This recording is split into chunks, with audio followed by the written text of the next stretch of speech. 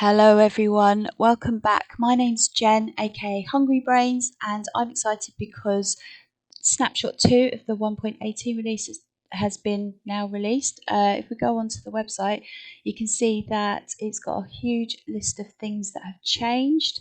We'll go over a few things in these videos. I was also excited because there's going to be no new snapshots over the summer, so I thought this would be a perfect time to start 100 World in this and see how survival works, whether anything new, anything that we need to be wary of as we're going through the game.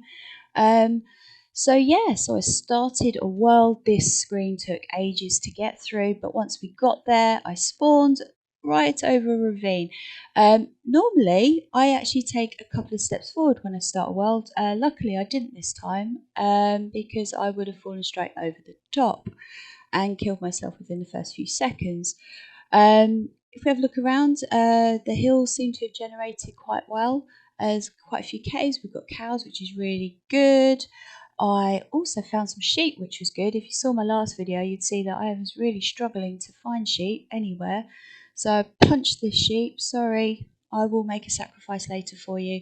Then killed his mate with another bit of wool. And I could not find any more white sheep.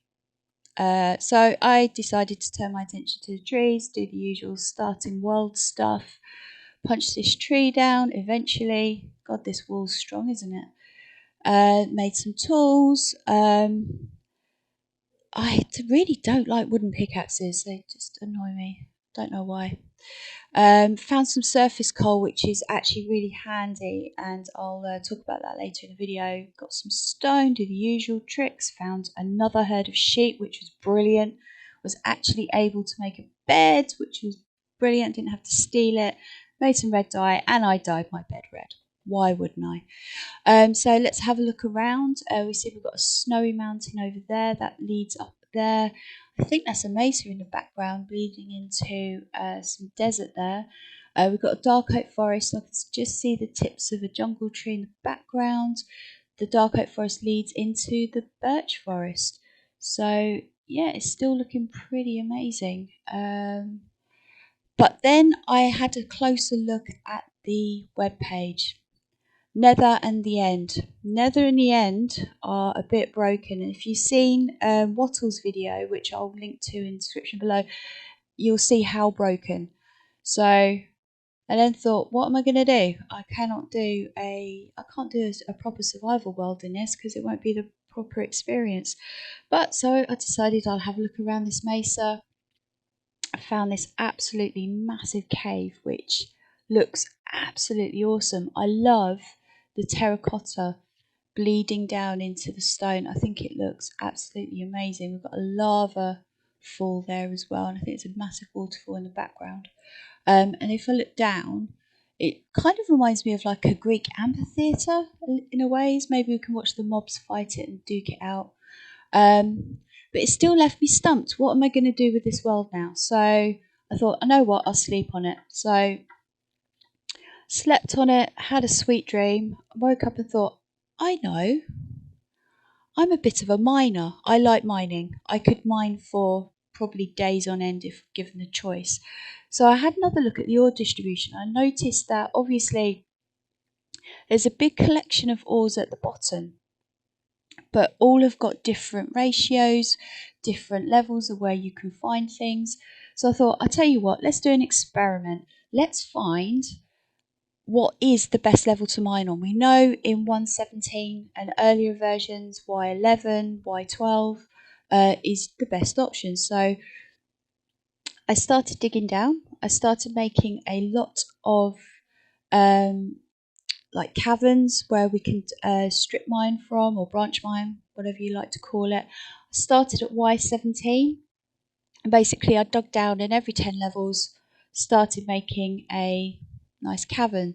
So Y17 minus 17, should I say, minus 27, minus 37, 47, and minus 57. Now the aim of the game is just to see what ores do we collect. Keep tabs on how much deep slate, how much tuff, and more importantly, how many diamonds do we find? What is the optimum level to find diamonds in 1.18? So the rules are each level has the same number of tunnels coming off in the same directions. So so we can just do a comparative look at what each one looks like. If we hit a cave, we stop. The reason for that is what I don't want to do is I want this to be about branch mining. In branch mining, what is the best level to find stuff at? We can all go caving anytime and find resources that way. But for those of us that maybe are a little bit scared, then what is the best level to mine at? So I got myself a load of tools. As you can see, I've got an Unbreaking 3 mending and Fortune 3 pickaxe, and I just carried on. I just went for it. Stupidly, I did not put efficiency on this. I don't know why, but on the higher levels, I should say, you can see that we did start hitting a lot of caves, but they are still beautiful. I'm sorry, but they're so well designed. But the aim is whenever we hit a cave, we just plug it up and then carry on to the next one. Keep digging until I think, yeah, this hits out into a cave. But look at that. That is amazing. And this goes out into a mine shaft that we found on a few levels beforehand. Oh my god, and a creeper. Okay, creeper wants to get in on the action too. Let's plug that up and run away very, very, very quickly. So there's a lot of tunneling, a lot. I actually tried to have a competition myself to see whether I could break this pickaxe. Diamonds. Yes, diamonds. How many do we find? 1, 2,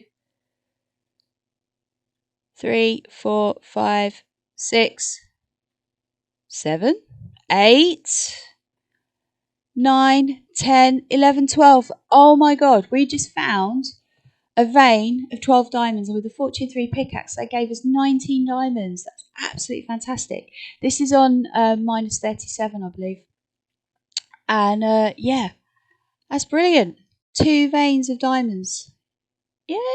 I don't think I've ever had that before. Comment below if have you ever found a double vein of diamonds before. So once all the tunnelling was done, a lot of tunnelling, took a couple of days. Well, actually more than that. So we're on minus 57 at the minute. You can see we've got a lot of chests because there was a lot of tunnelling the deeper we went. On minus 47, there's a couple of chests there. Going back up to minus 37, just one lonely chest because we did hit a lot of caves on this level. Be warned. Minus 27, same deal, a lot of caves, only one chest. And on minus 17, again, one chest, a lot of caves. So, on the board behind me, I have tallied up the numbers of all the different ores, blocks, etc. that we found.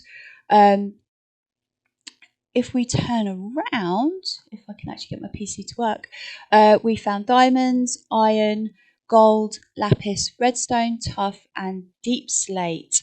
And these are the biomes that we actually tunneled through. So savanna, lush caves, desert, plains, birch forest, badlands, wooded badlands plateau, river, and a forest.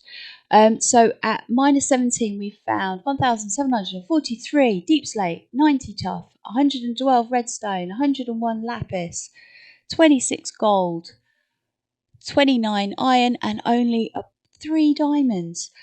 At minus 27, we found 1,824 deep slate, 274 tuff, 43 redstone, 115 lapis, 52 gold, 16 iron, and another paltry 9 diamonds. Oh, times it by 3.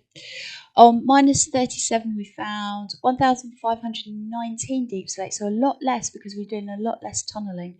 110 tuff, 112 redstone, 6 lapis, 22 gold, 31 iron, and a whopping 32 diamonds. Now, considering how few length, how short the tunnels were, that is actually an amazing amount of diamonds that we found. Quite impressed by that. At minus 47, we found over 3,000 blocks of deep slate, 355 tuff, 363 redstone, so a lot of redstone, 53 lapis, 68 gold, 31 iron again, and only 21 diamonds, so actually fewer diamonds, which surprised me actually. I thought that was going to go up. Mine, and at level -57, we found over 7,000 blocks of deep slate, so for you builders, that might be a perfect level. 476 tough, over 1,000 blocks of redstone. 185 lapis, 57 gold, 65 iron, which surprised me, and a massive 79 diamonds. We found a lot of diamonds, which actually surprised me. I know we have Fortune 3 on the pickaxe, but that still surprised me at how many diamonds we were actually able to find. I don't think I've ever found that many in a one mining session before. So what would my advice be? If you're after diamonds and you've got the tools to actually mine out a lot of blocks, I would strongly suggest that you go very deep. You go near bedrock for diamonds. You still get iron as well, so you might be able to get new tools if you run out. For you redstoners as well, definitely go down to near bedrock for that as well. But you may notice there are 3 key ores that we have not found: copper, stone, and more importantly, coal. Not one piece of coal. What does this mean? It means if you're strip mining, you're going to have to, before you even start strip mining, you're going to have to hunt down that coal on the surface. So as I did at the start when I started the world, and you may actually have to go caving, which actually scares me. I'm not a big fan of caving, I'll be honest. I am a miner. But hopefully you found this useful, and it will help you when we do eventually get 1.18 released. I will repeat this later on, but for now, goodbye, and I hope you have a wonderful day.